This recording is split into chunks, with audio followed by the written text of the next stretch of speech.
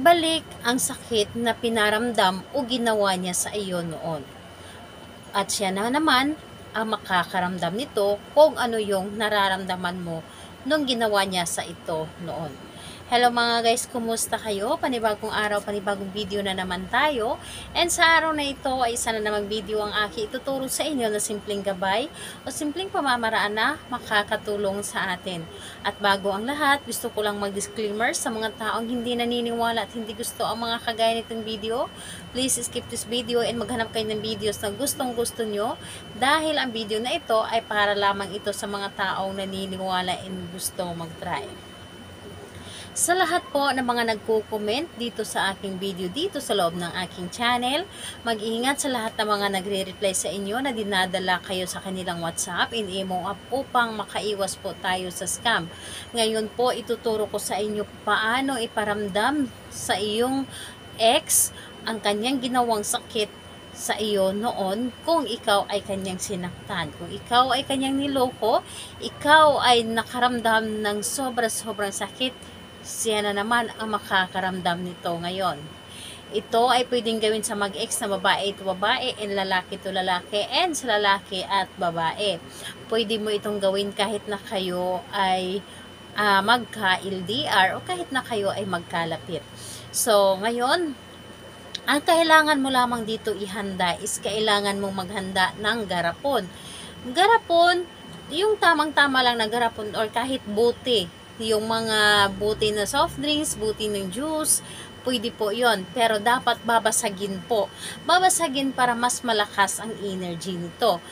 Bote or garapon na may takip and kailangan din natin dito ng larawan ng inyong ex at kailangan natin dito ng 3 pirasong sili.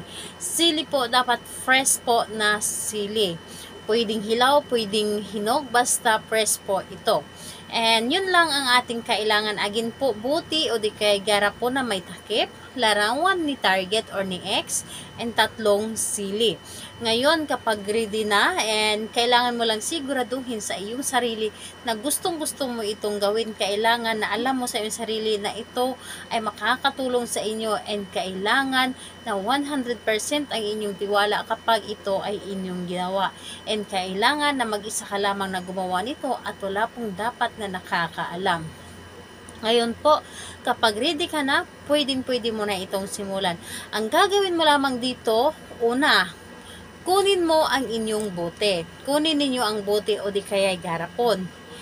Sulatan ng kanyang pangalan at apelyido yung kanyang larawan. Pangalan niya at apelyido. Ngayon, kapag naisulatan nyo na ang kanyang ang kanyang larawan, ilagay po sa loob ng garapon o di kaya bote. Ilagay, pero bago mo siya ilagay, yung sili, kailangan na durugin ninyo at ipahid po doon sa kanyang katawan o di kaya mukha. Dapat buo po, buong katawan o mukha niya. Kung ano man yun, pwede yung ID size na larawan niya, kahit yung half body lamang, pwede po yun na larawan. So, ipahid po ninyo doon sa kanyang larawan, sa kanyang mukha o sa kanyang katawan. Ipahid po ninyo doon at sabihin ninyo lahat-lahat na mararamdaman mo ang sakit na nararamdaman ko noon. Kung ano man yung pinaparamdam mo sa akin noon, ito din po ang mararamdaman mo sa ngayon. So, isasabihin mo dito lahat-lahat and dapat ay sambitin mo rin ang kanyang pangalan. Dapat po ay galing sa inyong puso ang inyong mga sinasabi. Yung tipong kung gaano kasakit yung ginawa niya sa inyo noon, dapat yun din ang pagkasabi mo sa kanya ngayon habang pinapahiran mo ng sili ang kanyang mukha o di kaya ang kanyang katawan. Ngayon, ilagay po ninyo yung larawan niya doon sa bote o di kaya garapon. Ilagay po ninyo doon ang larawan niya. At pagkatapos nun, ang bote na yon o di kaya garapon, humanap kayo ng pagbaunan. Dapat po ibaon po ninyo sa lupa yung bote o di kaya garapon. Ibaon po dapat. So ibaon po, hindi pwedeng sa paso, dapat po ay sa lupa po, dapat ibaon nyo po ito.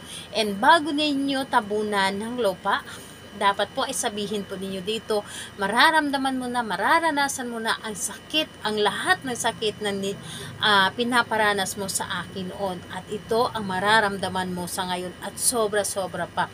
So yun po ang inyong gagawin upang maramdaman din ng inyong ex kung gaano, o ng taong nang iwan sa iyo kung gaano kasakit ang ginawa niya sa inyo. And kung magtatanong ka kung pwede ba ito sa naging kaaway mo na wala ka namang ginawang masama at siya yung nanggawa ng masama sa inyo, pwedeng-pwede po ito kung gusto po ninyo. And siguraduhin lang po na may kasalanan yung taong ginawan po ninyo nito.